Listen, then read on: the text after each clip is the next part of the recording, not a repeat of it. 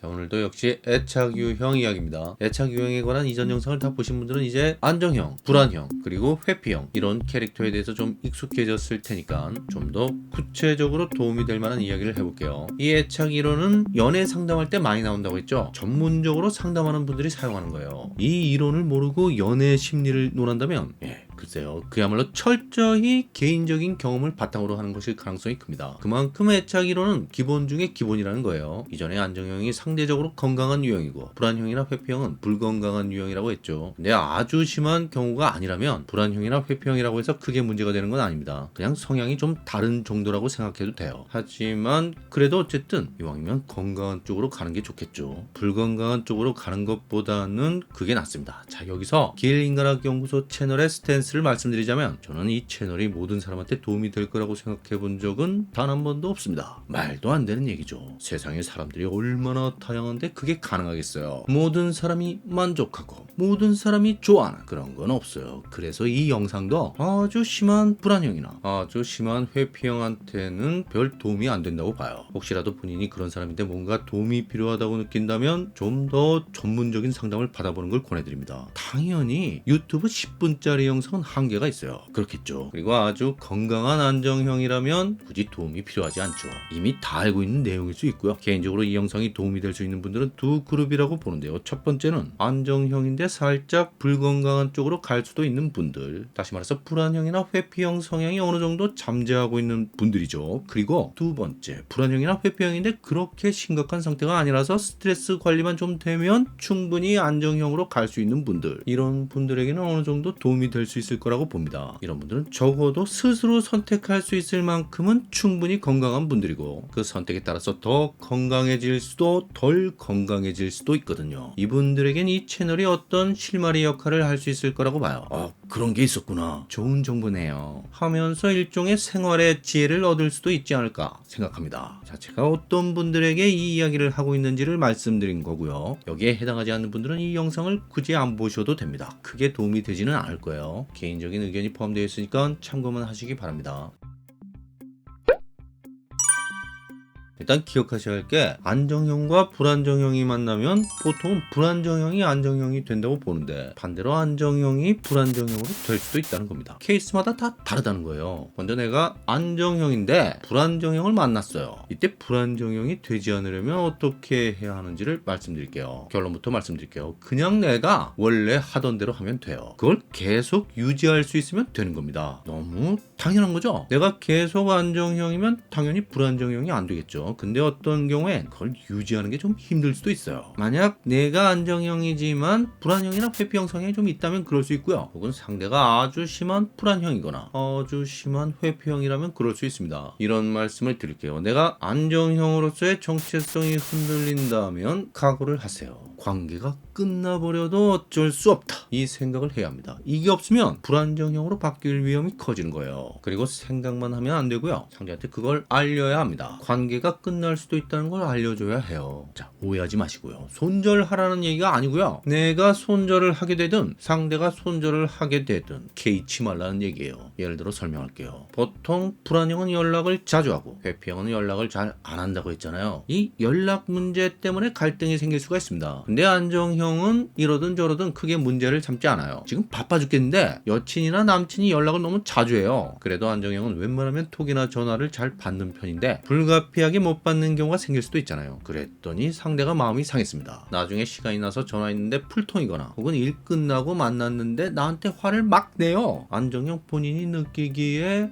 이건 좀 심한데 이런 느낌이 든다면 그걸 말해야 합니다. 그냥 넘어가면 안 돼요. 물론 안정형은 상대를 이해하려고 하죠. 근데 그러다 보면 자꾸 상대한테 맞추려고 할 수 있어요. 만약 본인이 진짜로 괜찮다면 그래도 됩니다. 하지만 마음속에는 분명히 좀 심하다는 생각이 드는데 상대한테 자꾸 맞추려고만 하면 조금씩 끌려가기 시작하는 거예요. 자, 혹시 오해 없길 바랍니다. 무슨 주도권 싸움을 하라는 얘기가 아니고요. 내 감정을 숨기지 말라는 얘기예요. 그걸 드러내야 합니다. 근데 이때 자칫 잘못하면 상대를 공격하는 게 될 수 있어요. 그걸 원하는 건 아니잖아요. 내가 원하는 건 상대에게 알려주는 겁니다. 다시 말해서 감정에 휘둘리면서 말하지 말고 나한테 그런 감정이 들었다는 걸 상대에게 알려줘야 하는 거예요. 이 두 가지가 다릅니다. 야, 좀 너무하는 거 아니야? 적당히 좀 하라고. 사정이 있어서 그랬다고 했잖아. 이건 감정에 휘둘리는 거고요. 너가 그러는 거 이해는 해. 근데 너무 그러니까 나도 좀 힘들다. 너한테 섭섭한 감정이 생겨. 나를 좀 이해해줬으면 좋겠다. 부탁할게. 자, 이건요. 나한테 생긴 감정을 상대에게 알려주는 겁니다. 핵심은 이거예요. 내 얘기만 하는 겁니다. 무슨 얘기냐면 너 정말 너무한다. 무슨 스토커도 아니고. 만약 이런 얘기를 한다면 이제 막장으로 가는 거죠. 보통 화가 나면 이렇게 돼요. 상대에 대한 판단이 나도 모르게 튀어나오는 겁니다. 넌 이래. 넌 저래. 이런 말을 하게 되는 거예요.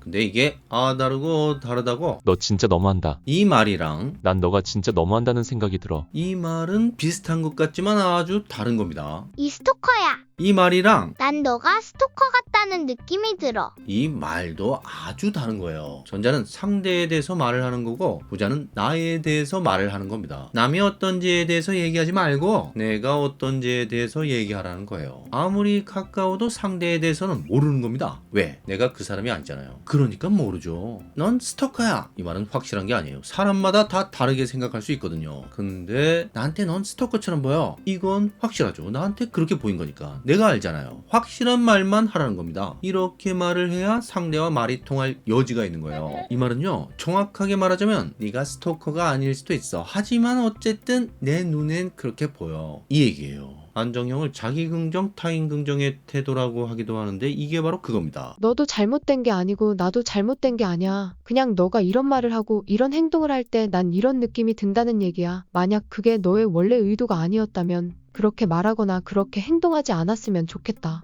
이렇게 가는 겁니다. 이해가 가세요? 그래서 나는 이렇게 생각한다. 나는 이렇게 느낀다. 이런 말은 공격하는 말이 아니라 알려주는 말이 되는 거예요. 내가 지금 이런 상태라는 걸 상대에게 알려주는 겁니다. 잘 이해가 안 가면 생각한다, 느낀다. 이 말을 그냥 붙여서 써보세요. 특히 안 좋은 말이 내 입에서 튀어나오려고 할 때 이렇게 하면 아마도 상당히 효과가 있을 겁니다. 이 바보 멍청아. 이런 말이 튀어나오려고 하면 난 너가 바보 멍청이 같다는 생각이 들어. 이렇게 해보라는 얘기예요. 그리고 추가로 내가 원하는 것, 내가 희망하는 걸 알려주는 거예요. 그렇게 말하거나 그렇게 행동하지 않았으면 좋겠다. 나를 좀 이해해줬으면 좋겠다. 부탁할게. 자, 이게 무슨 얘기냐면요, 그냥 이것저것 복잡하게 생각하지 말고 나에 대한 정보, 말하자면 나의 생각과 감정을 가능한 있는 그대로 전달하는 겁니다. 그리고 내가 상대에게 원하는 게 뭔지를 정확하게 요청하거나 부탁하는 거예요. 이게 아주 중요합니다. 그게 안 되기 시작하면 불안정형 쪽으로 가는 겁니다. 자꾸만 상대를 예측하고 판단하거나 진심을 드러내지 않고 상대를 자기가 원하는 대로 조정하려고 하는 거예요. 불안정형은 언제나 그렇게 하거든요. 밀당이라는 게 그런 거잖아요.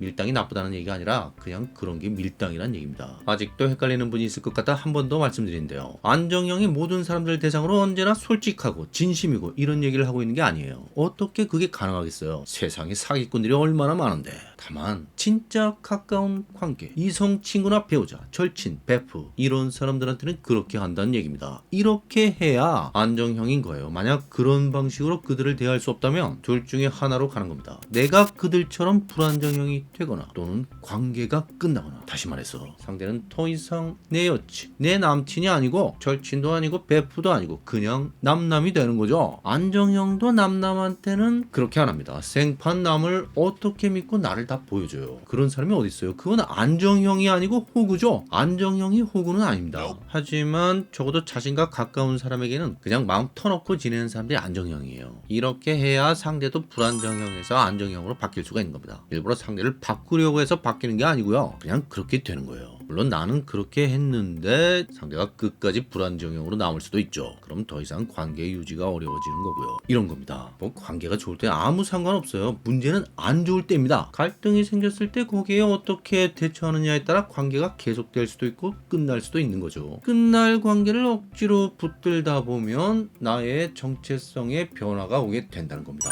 상대가 회평일 때도 마찬가지예요. 이번엔 상대가 연락이 너무 없는 거죠. 안정형은 상대가 연락을 많이 하든 적게 하든 크게 신경을 쓰지 않는다고 했죠. 근데 만남 초기라면, 아직 정식으로 사귄 것도 아니라면 어떻게 하겠어요. 몇 번 연락해보다 연락이 안 되네 하고 마는 거죠 뭐. 근데 혹시 진짜 마음이 끌리는 사람이라면, 정말 놓치고 싶지 않은 사람이라면 어떻게 해서든 접근해 보려고 하겠죠. 그리고 기회가 오면 솔직하게 고백할 수도 있습니다. 이때 상대가 거절 의사를 보인다면 안정형은 포기할 가능성이 큽니다. 근데 만약 여기서 회피형이 좀 애매한 태도를 보일 수도 있어요. 자, 이때 잘못하면 불안정형이 될 수도 있습니다. 상대한테 끌려다니게 되는 거예요. 아까와 비슷한 상황인 거죠. 안정형이 불안정형으로 바뀌거나 혹은 관계를 끝내거나 이 갈림길에 서는 겁니다. 내가 확실히 고백을 했는데도 상대의 의사가 확실하지 않으면 아닌 거예요. 언제까지 계속 혼자서만 좋다고 쫓아다니겠어요. 그러다 보면 더 이상 안정형이 아니고 불안형 비슷하게 되는 거고요. 불안형은 그래서 맨날 회피형 쫓아다니잖아요. 다가가면 물러나고 쫓아가면 도망가고 이러는 겁니다. 이렇게 안 되려면